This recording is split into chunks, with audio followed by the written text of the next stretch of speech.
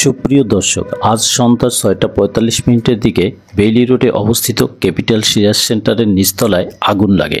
Fire সার্ভিসের 9টি unit খবর পাওয়ার সাথে সাথে 7-8 মিনিটের মধ্যে পর্যায়ক্রমে ঘটনাস্থলে উপস্থিত হয়ে আগুন নিয়ন্ত্রণে আনতে সক্ষম হয়।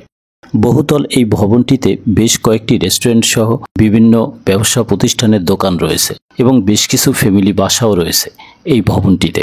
ফায়ার সার্ভিসের সহকারী পরিচালক মোহাম্মদ শাহজাহান শিকদার বলেন, সন্ধ্যা 6:47 খবর পেয়ে দ্রুত গতিতে 5টি ইউনিট নিয়ে আগুন নিয়ন্ত্রণে কাজ শুরু করেন।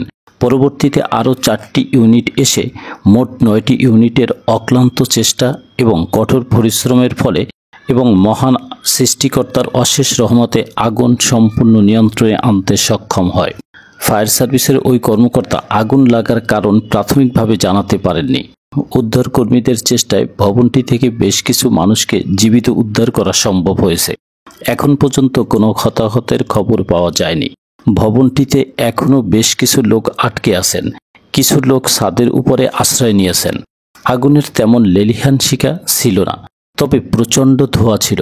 যদি ফায়ার সার্ভিস আসতে দেরি করত কিংবা আগুন নেভানোর কাজ শুরু করতে দেরি হতো, তাহলে আগুনের লেলিহান শিখা বাইরে চলে আসতো, আর তখন আগুন নিয়ন্ত্রণে আনতে বেশ বেগ পেতে হতো। প্রায় 1 ঘন্টার চেষ্টায় আগুন নিয়ন্ত্রণে এসেছে। উৎসুক জনতার প্রচুর ভিড় ছিল, আর এই উৎসুক জনতাকে নিয়ন্ত্রণ করবার জন্য বাংলাদেশ সেনাবাহিনী, র্যাব, পুলিশ এবং কিছু স্বেচ্ছাসেবক বাহিনী কাজ করেন। বেইলি রোডের প্রত্যেকটি প্রবেশপথ বন্ধ করে দেওয়া হয়। যানবাহন সহ মানুষ চলাচল বন্ধ করে দেন, যার কারণে ফায়ার সার্ভিস কর্মীদের আগুন নিয়ন্ত্রণে কাজ করতে সহজ হয়। গত বছর 29 ফেব্রুয়ারি রাতে বেইলি রোডে গ্রিন কোজি কটেজ ভবনে ভয়াবহ আগুনে কমপক্ষে 46 জনের মৃত্যু হয়। 1 বছর পরে আবার সেই বেইলি রোডে আগুন। পরিশেষে সকল উৎসুক জনতার উদ্দেশ্যে বলতে চাই, আপনারা ভিড় করে আগুন নিয়ন্ত্রণে বাধার সৃষ্টি করবেন না।